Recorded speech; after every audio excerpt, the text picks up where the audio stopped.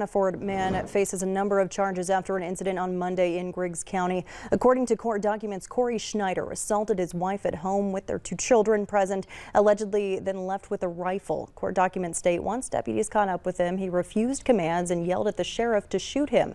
The sheriff had to dispense pepper spray to eventually get him in handcuffs. Schneider is in the Barnes County Jail charged with 3 felonies with a $5,000 bond. He'll be in court again April 23rd.